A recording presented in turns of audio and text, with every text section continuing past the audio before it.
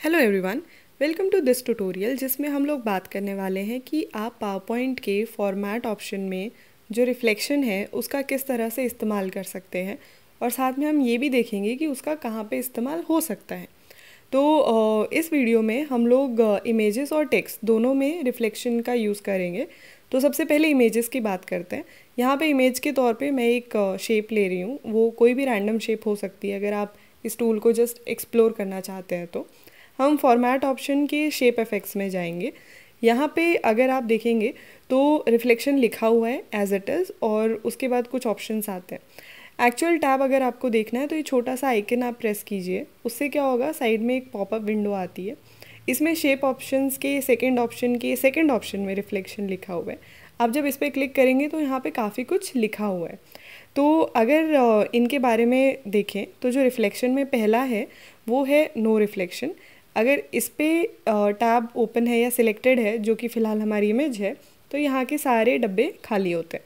अगर हम पहला ऑप्शन चूज़ करेंगे तो आप इमेज में देखेंगे एक छोटा सा रिफ्लेक्शन आया है और साथ में यहाँ पे कुछ वैल्यूज़ भी आई हैं।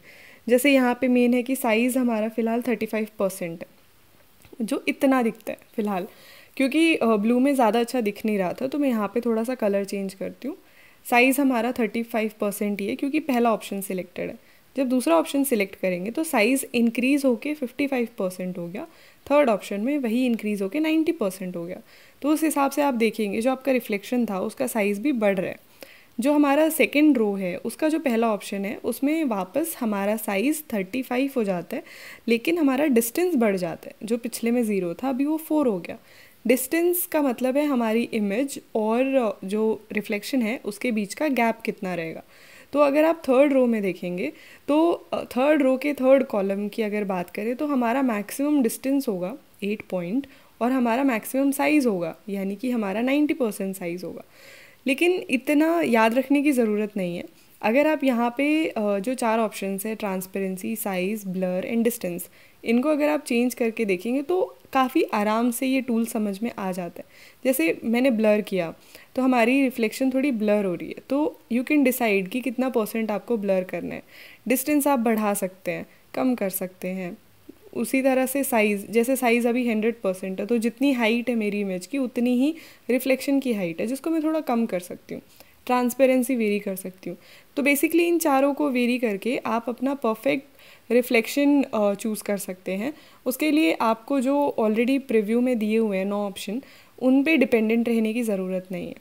कलर चेंज आप पहले भी कर सकते हैं, बाद में भी कर सकते हैं, लेकिन अगर आपके पास कोई फ़ोटो है तो उसमें कलर चेंज का कुछ खास फ़र्क नहीं पड़ेगा, क्योंकि हमारे लिए फ़ोटो का कंटेंट इम्पॉर्टेंट है।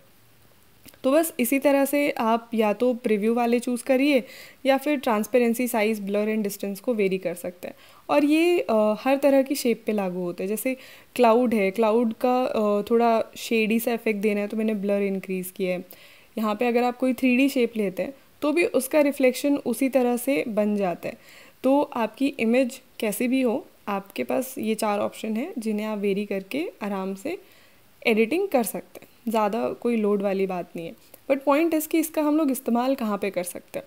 तो उसके लिए क्या होता है कि कई बार ऐसा होता है कि हमारे पास स्लाइड में एक इमेज है और काफ़ी कुछ लिखा हुआ होता है, लेकिन हम उस इमेज को प्लेस करने में थोड़ा सा कतराते हैं। जैसे मान लीजिए मैं एक रीजन को येलो कर देती हूँ, जिसका मतलब है वहाँ पे पूरा टेक्स्ट लिखा हुआ है। अब मुझे शेप को पोजीशन करना है। बीच में करूँगी ऊपर और नीचे जगह खाली रहेगी, नीचे करूँगी ऊपर जगह खाली रहेगी। तो इस वजह से अगर मैं यहाँ पे थोड़ी सी शैडो दे दूँ तो इमेज थोड़ा ऊपर रहेगी, बट जो रिफ्लेक्शन है उसकी वजह से थोड़ा सा पोर्शन भी कवर होता है। साथ में मोस्ट इम्पॉर्टेंटली ये इमेज हाईलाइट हो जाएगी। जैसे बहुत कुछ लिखा हुआ है और अचानक से कुछ ऐसी इमेज आती है जिसको एक रिफ्लेक्शन दिया हो तो बाय डिफ़ॉल्ट ध्यान उस पर जाता है।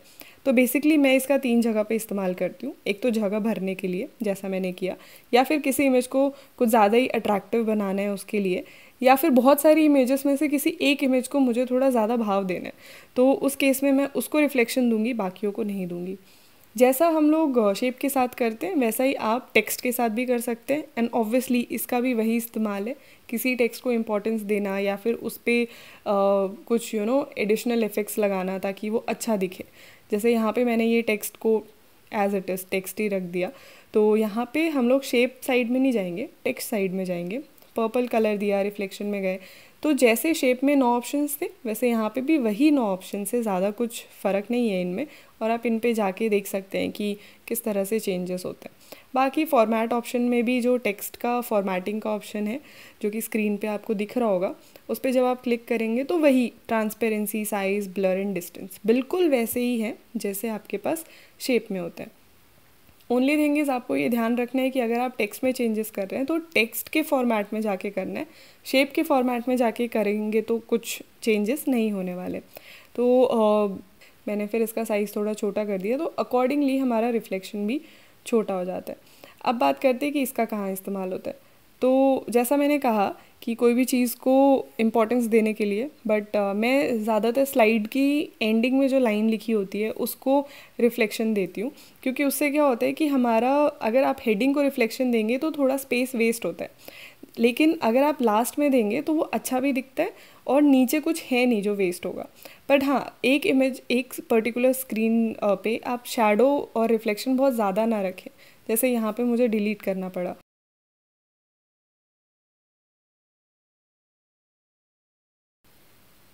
इसके साथ हमारी तरफ से इतना ही। अगर आप सेटिंग्स पहले भी कर देंगे और फिर कुछ टाइप करेंगे तो भी चेंजेस वैसे ही आते हैं जैसा आपको चाहिए। तो इसीलिए अगर आपके पास वैल्यूज़ फिक्स्ड हैं तो आप उनको सीधा टाइप करके भी सीधा रिफ्लेक्शन कर सकते हैं, थोड़ा टाइम बच जाता है। तो मिलते हैं आपसे नेक्स्ट वीडियो में, तब तक के लिए all the best and thank you so much.